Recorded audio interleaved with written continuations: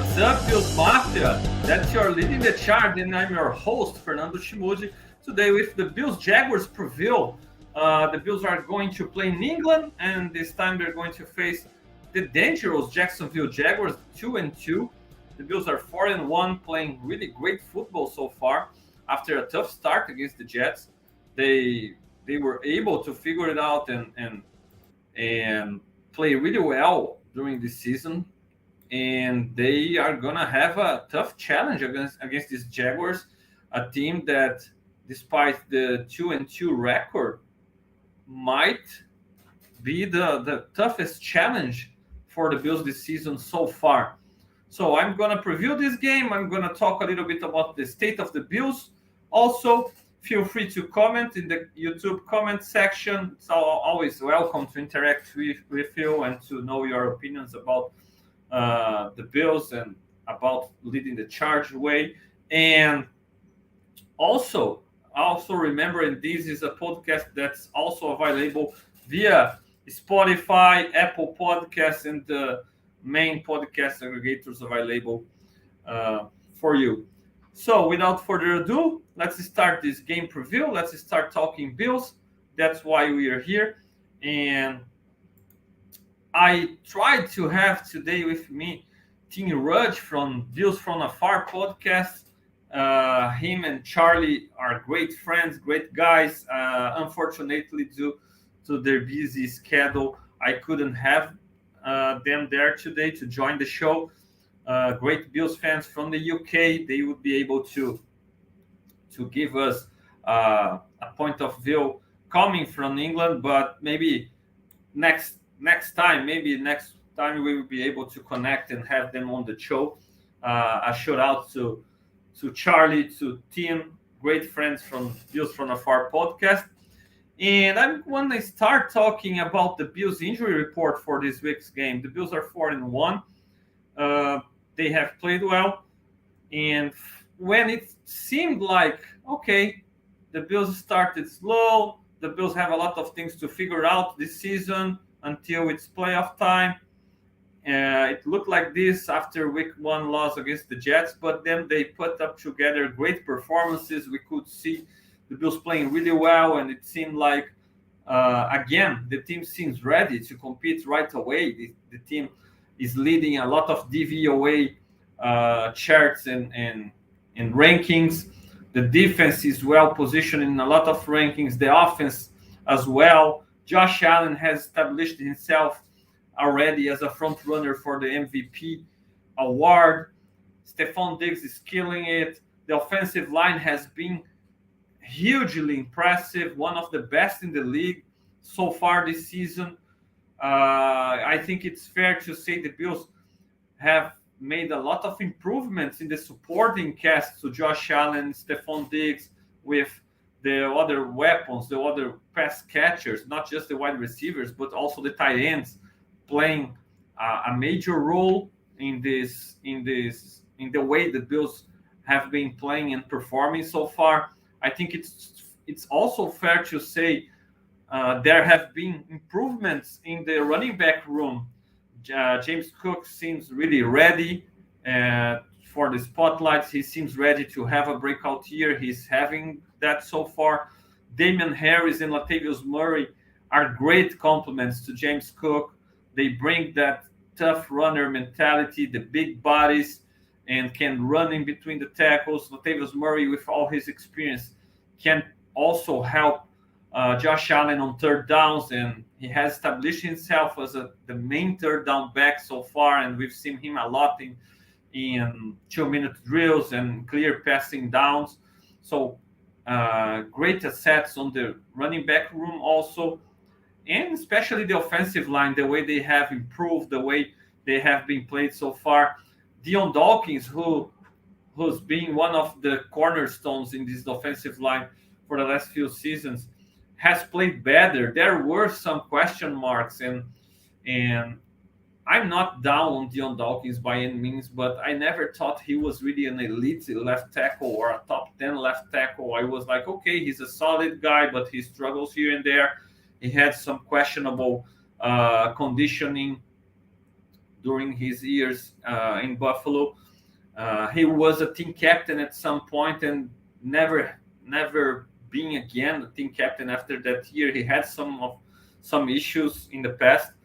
But this season, man, it seems like Dion Dawkins really has elevated his game to a whole nother level. He's been leading the way, leading the charge in this offensive line. He's been good in pass protection, but he's been even better on run plays, what wasn't usual for Dawkins. He's been more physical, he's been nasty blocking and throwing people on the ground. So good to see Dion Dawkins doing really well. We know we can count on Mitch Morse to be that veteran, experienced guy in the middle of this offensive line, and he's been there again this year as well. But then we had a lot of question marks because if Ryan Bates, the former starter, was a solid guy, a solid starter, but unspectacular starter, we couldn't really know what to expect from Connor McGovern and his first real experience as a left guard in the NFL as a starter. And the same could be said about Osiris Torrance, who won the job over Bates, was a good sign, but still, that's a rookie. That's a guy who could struggle in his real action, who could have problems in his first real NFL action. And fortunately, those two guys have been huge hits for this offensive line. And they complement so well each other that it's really fun to see how the Bills can use Connor McGovern and his mobility when they need to run those power run game with a puller, and Morse is great as a puller, and we can see McGovern's skills there translate as well. And on the other hand, we have Osiris Torrance with that pure strength, a guy who hasn't been beaten badly so far as a rookie, what's not very common.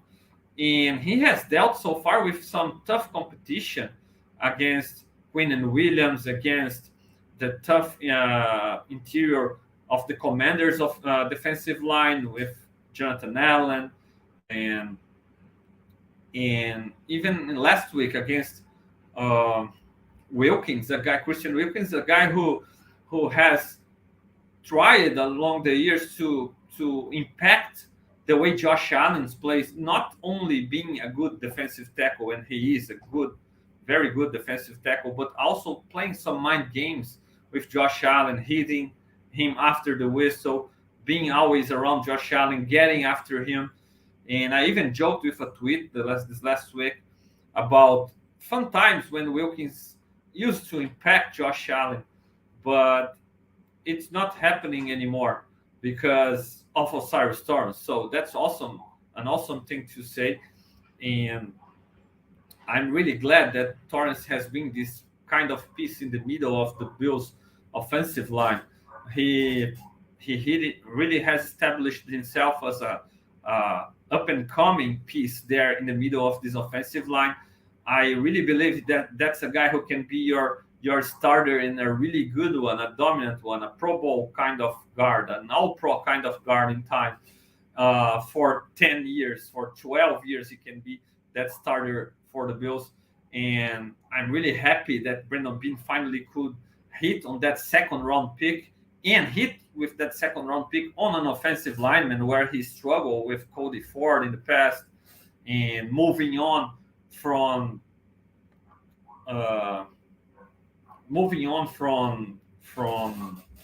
Wyatt Teller, to the Browns in the past, a guy who was drafted by the Bills in the 5th round. So it's good to see Beane getting it right after the past struggles in the 2nd round and with offensive linemen.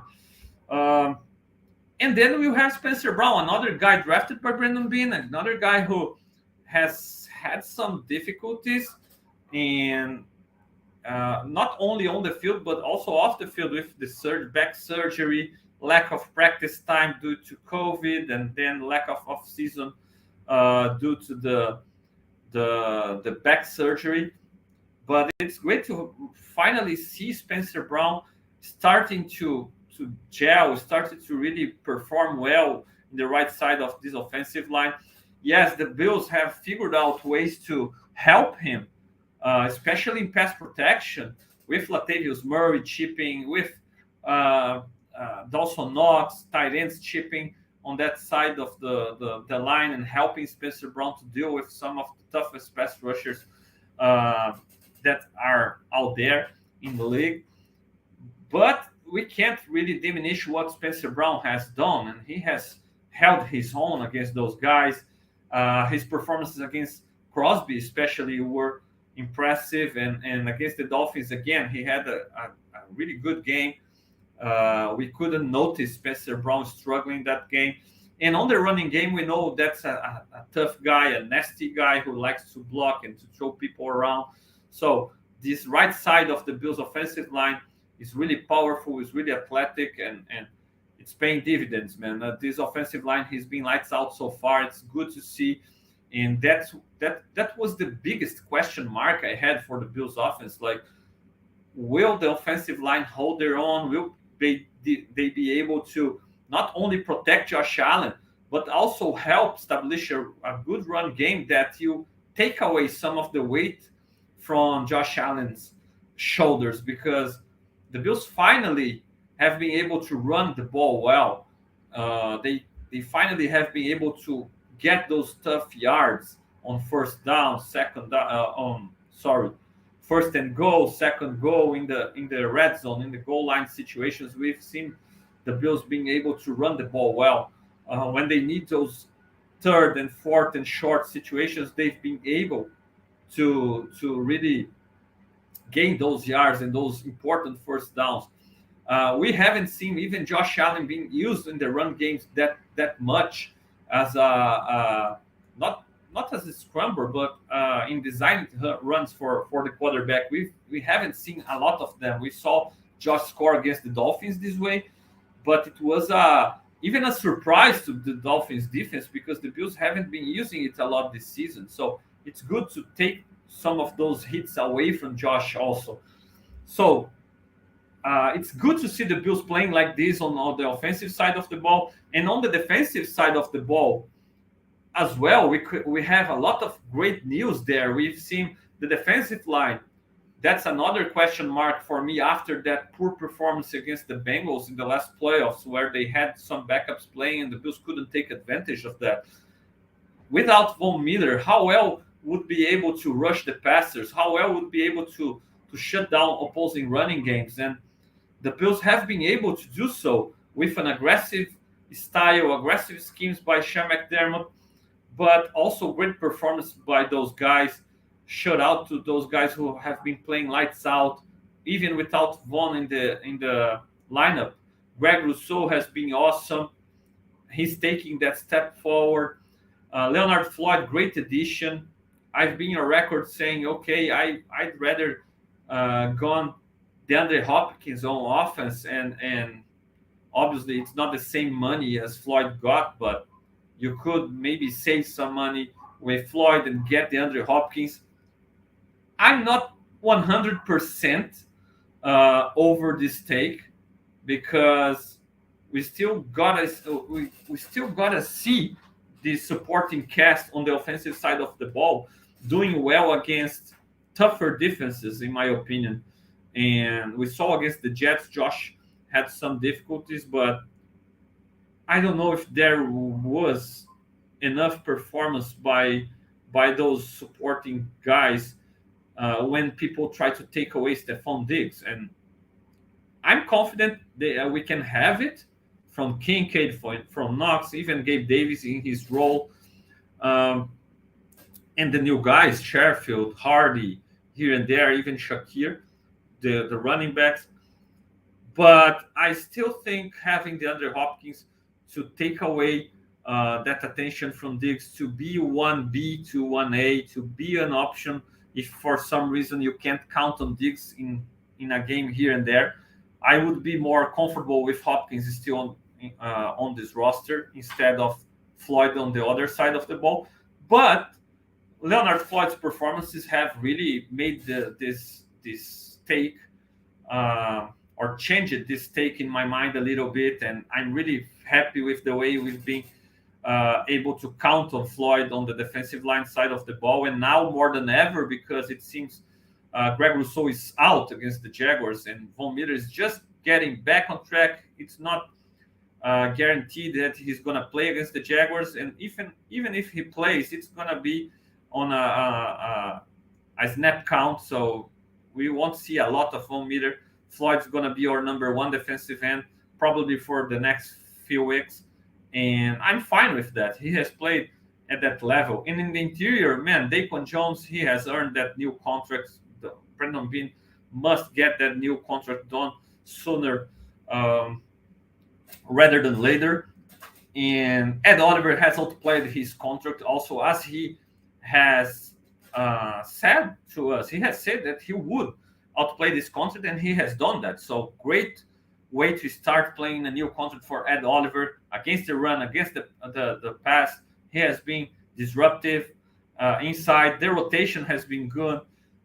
Settle has stepped it up, and he's making even Puna Ford being a guy who's not dressing on game days. So props to Settle, and it's always great to have Jordan Phillips back in the line. Big guy is really important. In a limited dose, he can be really dominant. Great to see.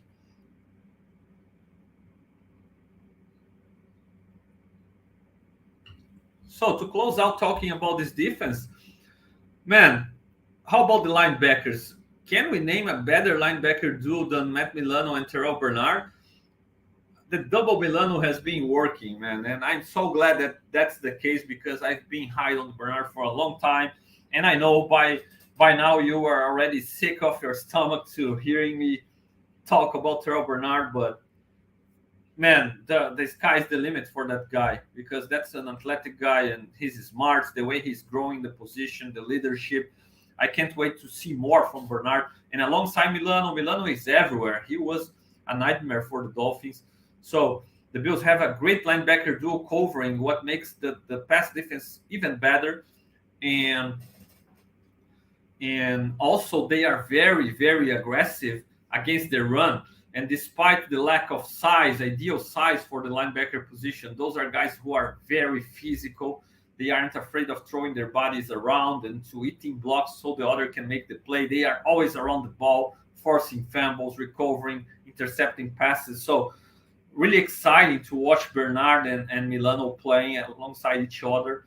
And we can have them playing like this for a long time. And Tyron Johnson is part of that group, in my opinion. He's as part of this group as much as he is from the defensive backfield group, because that's our weak side linebacker on base defense. That's a guy who does a lot of the stuff that we see Bernard and Milano doing, being aggressive, shooting gaps, tackling, being around the ball. And he's going to be a huge challenge he's going to have a huge challenge against the Jaguars. I'm going to talk about the Jags soon.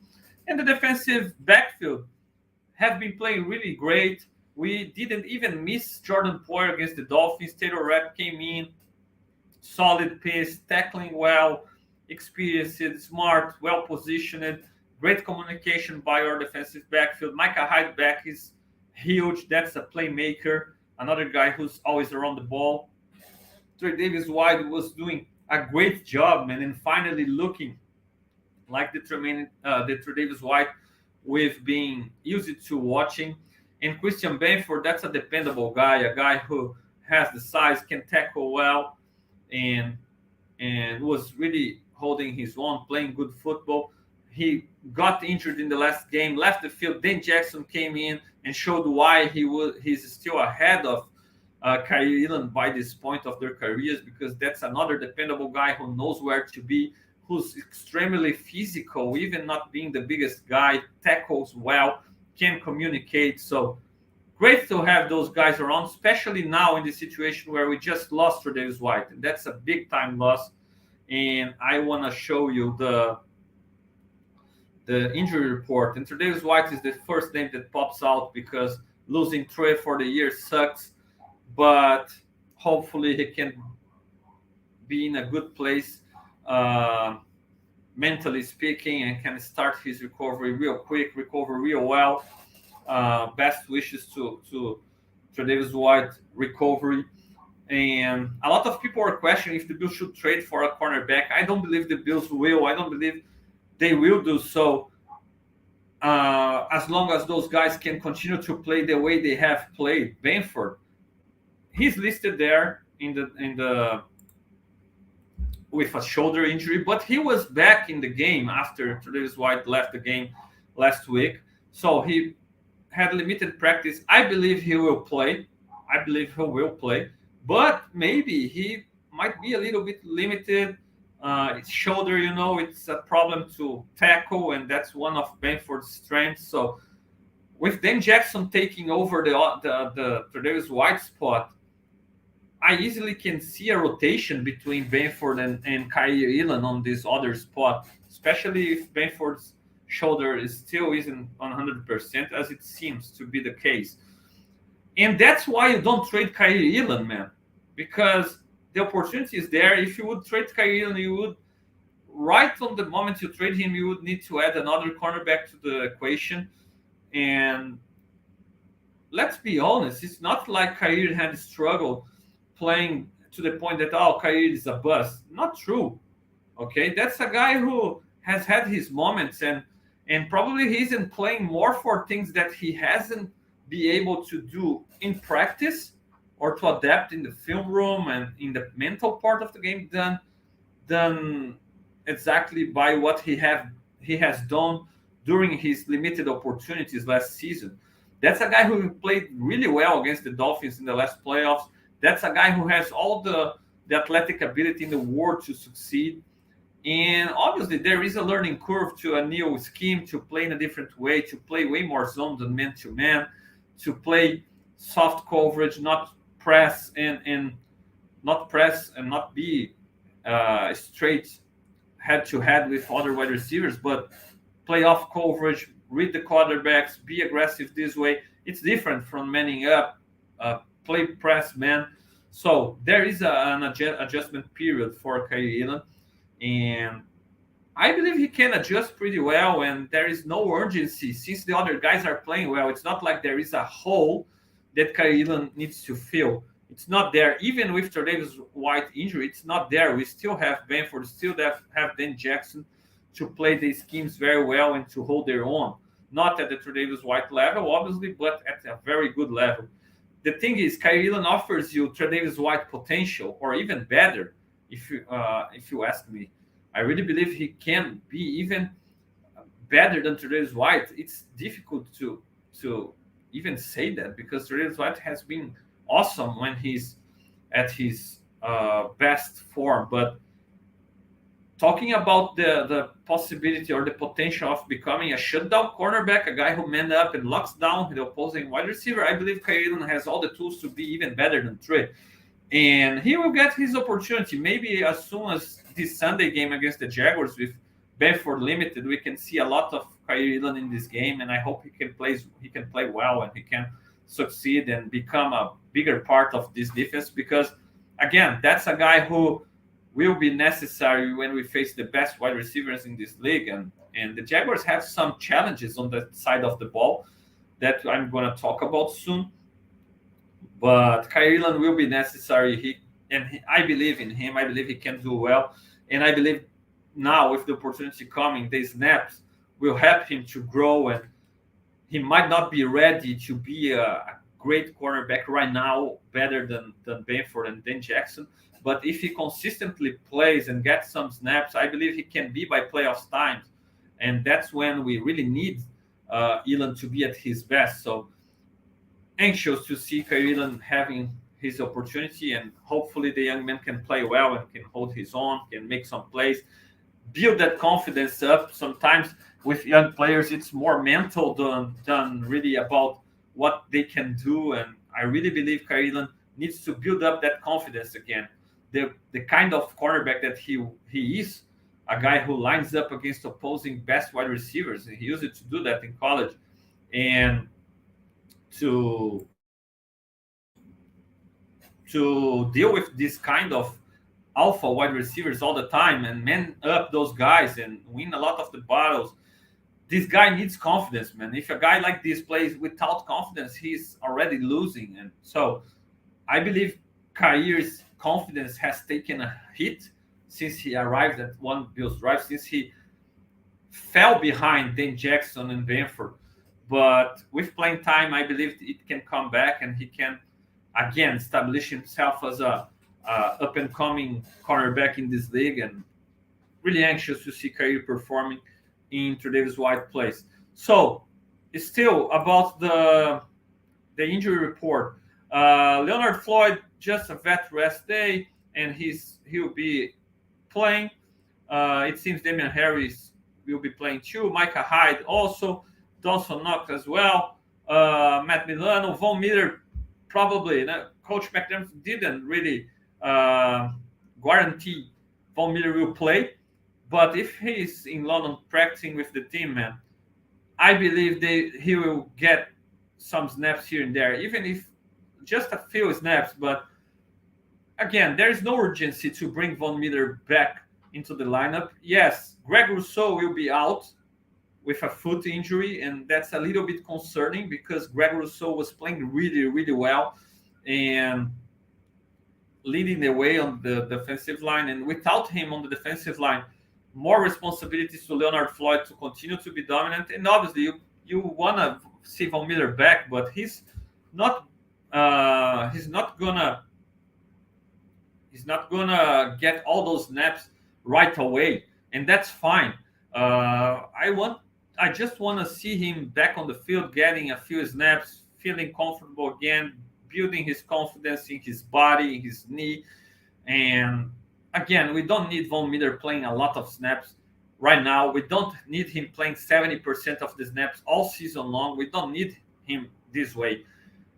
Bills players, Brandon Bean, McDermott, all the coaching staff, and every time they talk to the media, they say Von Miller is a closer. He's the final piece. He's the guy who came to close the games for us.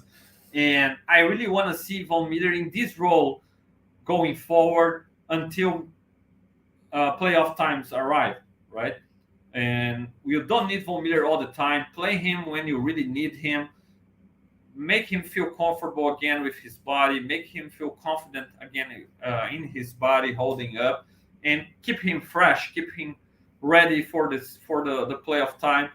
That's where I want to see the old Von Miller taking over all the time. But all season long, no necessity to force or to rush Von Miller back. And even without Greg Rousseau, man, give opportunities to Epeneza, to Kingsley Jonathan, to Shaq Lawson, and let those guys eat. They've been playing really good in the schemes. The interior has been so dominant that it makes things easier also to the edge guys, the linebackers. So give those guys opportunities.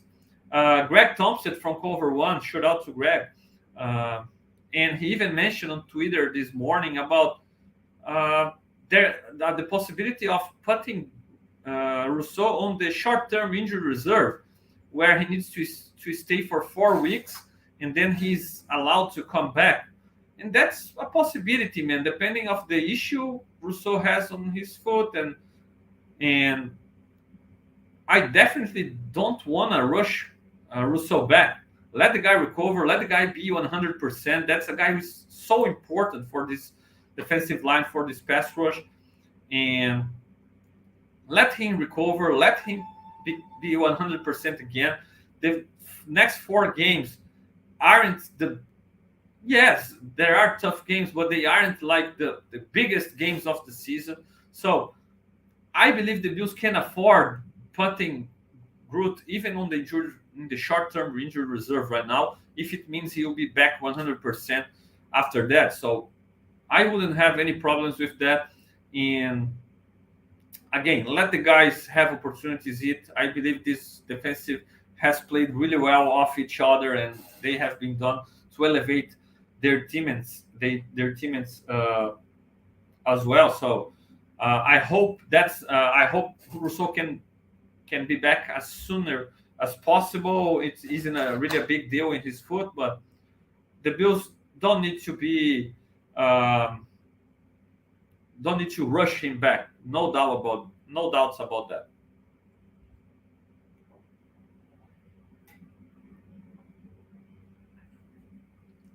So the defensive side of the Bills took a hit of those injuries, obviously, with White and now Groot.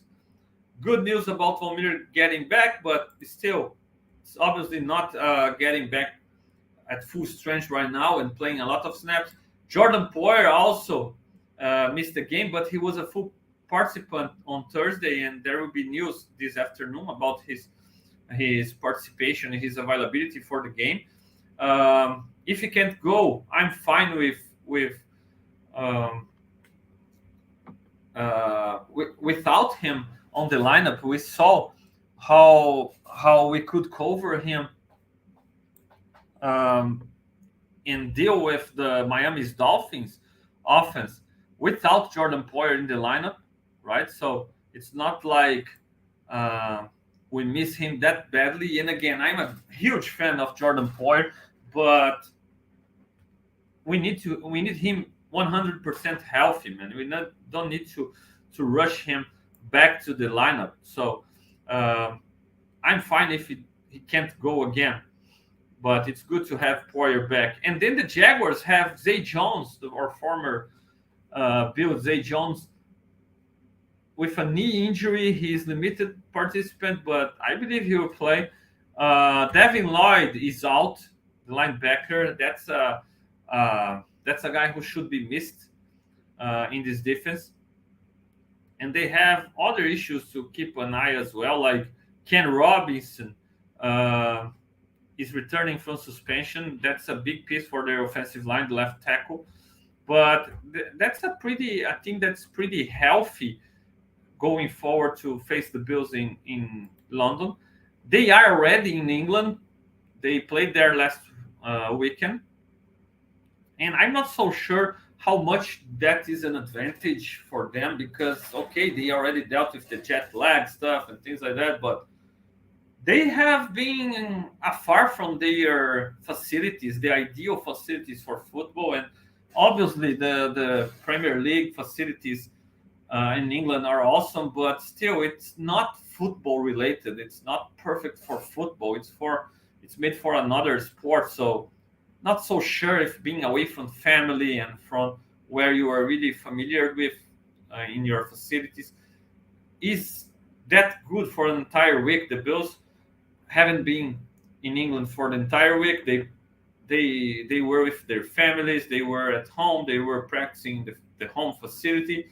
So maybe it's an advantage going for this game. We'll see by game time. Anyway, I want to focus on the Jaguars now. And again, I really believe that can be the toughest challenge, or maybe the most complete challenge the Bills have faced so far this season. Because let's be honest, we lost the game to the Jets where Josh Allen basically threw away the game, and they have a strong or really tough defense, a defense that's the best defense we've faced so far this year, and it's better than the Jaguars defense also.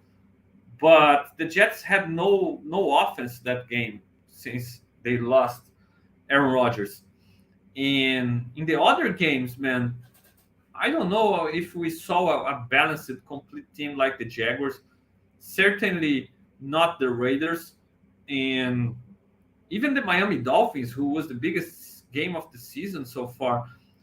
Great offense, but here in the leading the charge, I advised you to, man, this Dolphins defense is suspect because they don't seem better than they were last year, and all the transition to the new defense and to the new schemes. So it takes time, and we saw how much they struggle on the defensive side of the ball. With the Jaguars, man, that defense is a tough defense. It's not a defense as good as the Jets defense, but it's a really good defense. And I will start focusing on here. They have the beef at the defensive line. It's a 3-4 defense. And they have the beef with Gotsis, Fatukazi, and Robertson Harris, right? Those interior guys, it blocks really well. They aren't really dominant pass rushers, but they can eat the block and it blocks and keep those linebackers group free.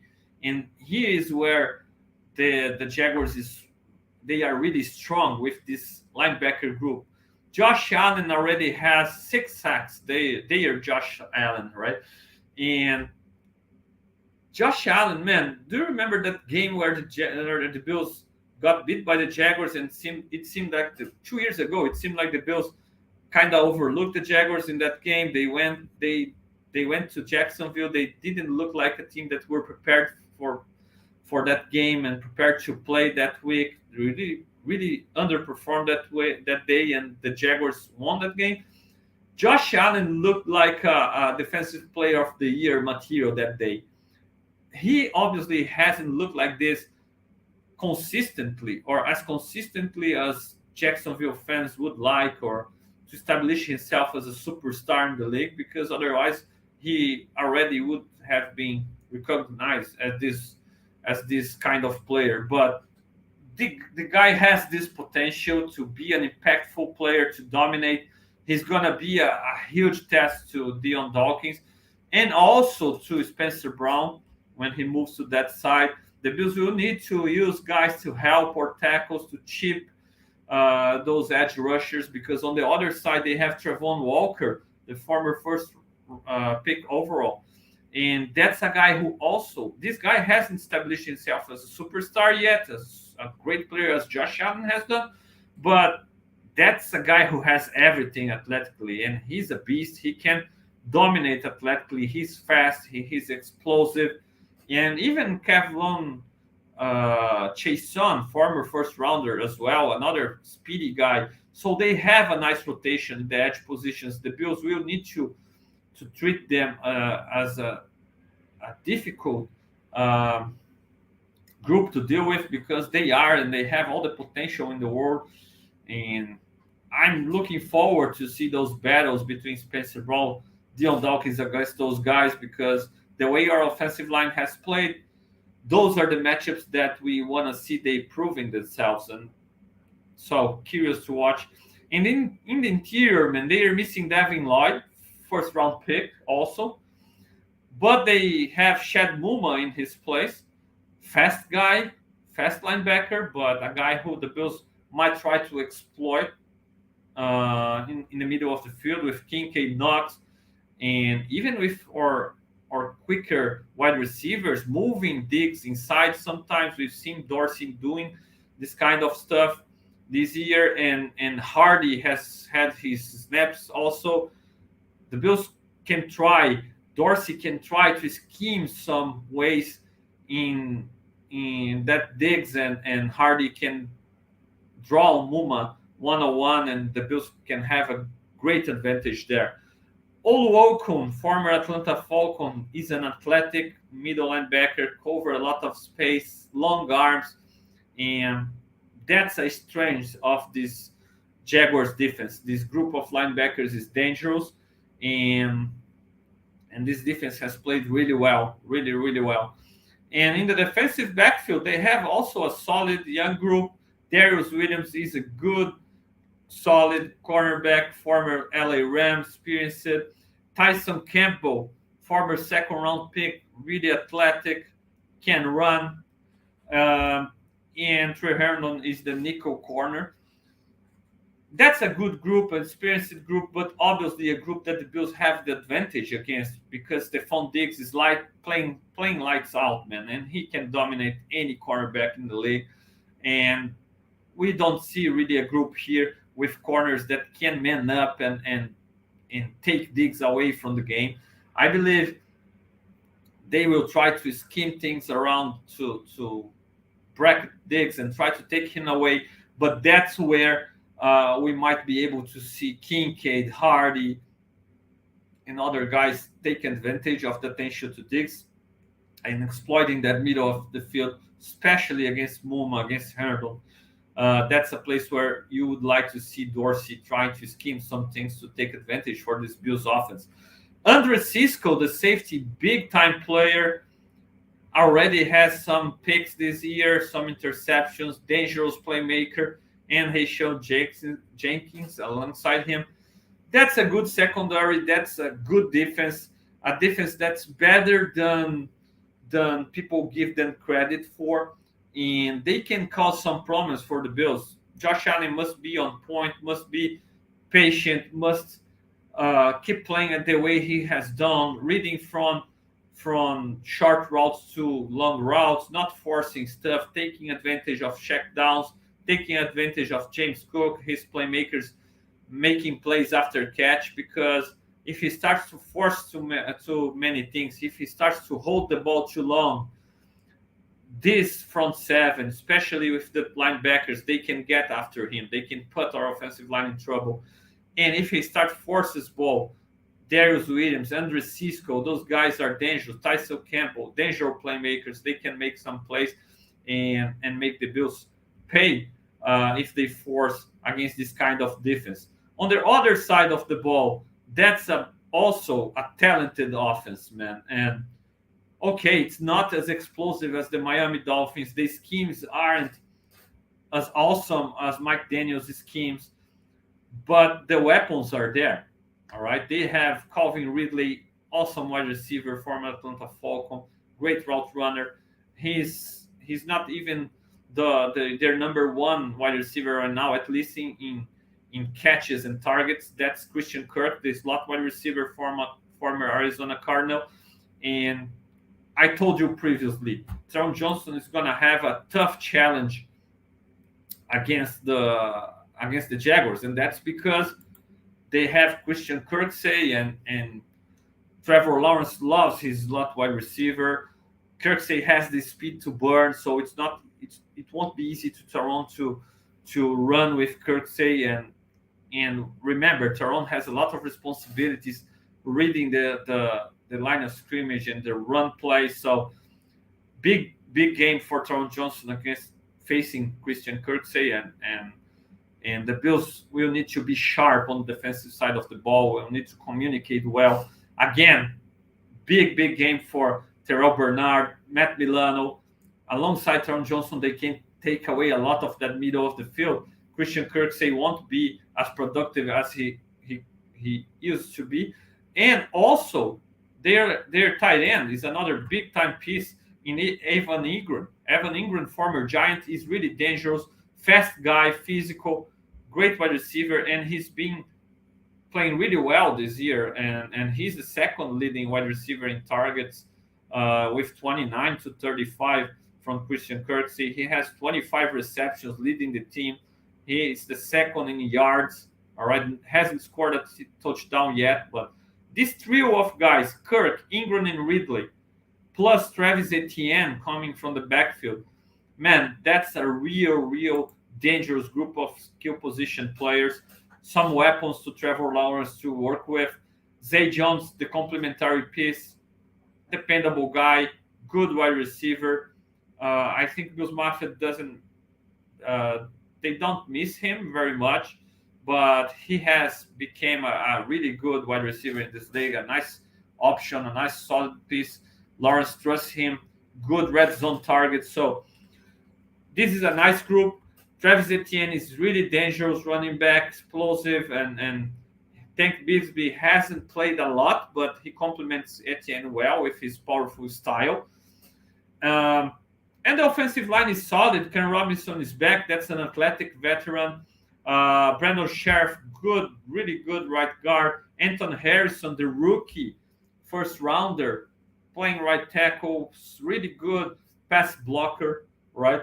And then Walker Little and Luke Fortner, maybe the guys who the Bills might try to exploit more in the interior. I believe Daquan Jones and Ed Oliver have an advantage against those two guys, and that might be a place where the Bills can try to bring up some pressure on Trevor Lawrence's face.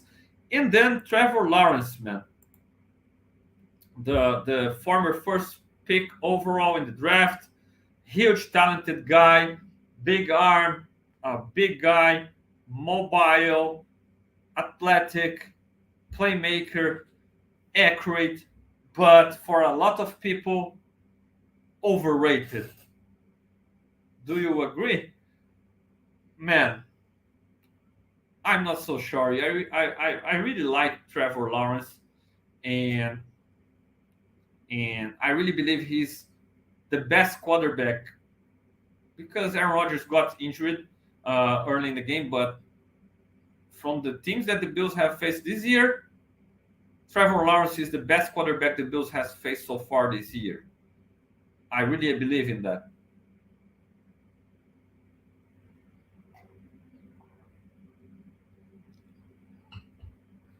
Why so? You ask?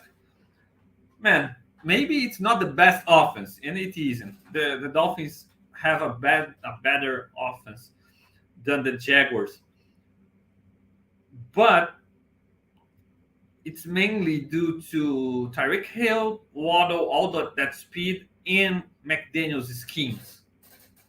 Not want to disrespect Tua. I'm not out there disrespecting him. I think he's pretty good doing what he's asked to do. But this Jaguars offense, man, they don't have the speed, but they have the quality in the skill positions with Etienne. And we are talking about fast guys too. Etienne, Ridley, Kirk, right? Ingram, and they don't have McDaniel's schemes. All right, but Peterson is now a slouch. And but Trevor Lawrence, man, that's a quarterback that has more tools than Tua has. And we could see when the Bills could take Tua away from his zone of comfort, he struggled a little bit and he didn't have anything else to do, how to trap the Bills defense in other ways. Lawrence is a different kind of guy. No, he's not on Josh Allen's level, Mahomes' level. I won't even talk about Burrow because Burrow this year has been really weird. But Lawrence has all the tools, man, to be or to at some moment become something more similar to Allen and to Mahomes. He hasn't been this guy so far in his career, and if, with all the hype surrounding this guy when he became the first overall pick, it's understandable to see a lot of people calling him overrated. But that's a good quarterback. And I will tell one thing that really impressed me about Lawrence. The way how he could, in the same game last year, a playoff game, the biggest game of his career so far, he could be Nathan Peterman early, in literally being Nathan Peterman and throwing plenty of picks early, in putting his team in a huge hole where they weren't supposed to be able to leave in a playoff game at home with all the fans kind of looking sideways to him like, come on, Lawrence, biggest game of your career, and that's what you do, laying an egg like this. And man, to being able to come back after halftime and play the way he did and lead his team back to a comeback win. Obviously, the Chargers did awful stuff. It's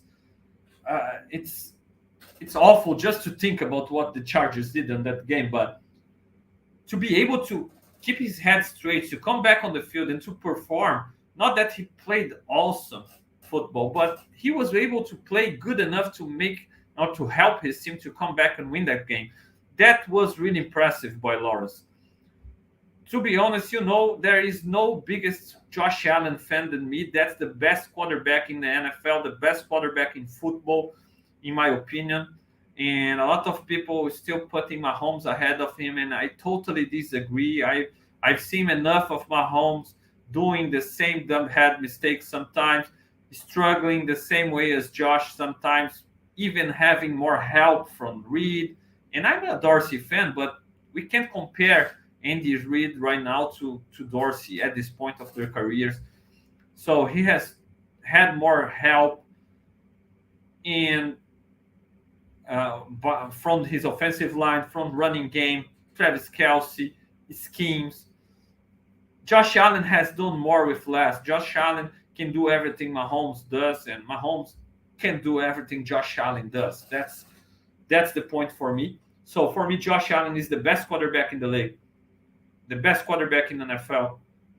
And I will tell you one thing: I haven't seen Josh Allen being able to, in those games that he starts to make mistakes and turn the ball over, throw interceptions, fumble the ball, make bonehead mistakes, make awful decisions. All I see is Josh Allen getting more frustrated, going to the sideline, putting up that look on his face that we really hate. And when we see that, we know we are done. We haven't seen Josh Allen rebound from that inside the same game.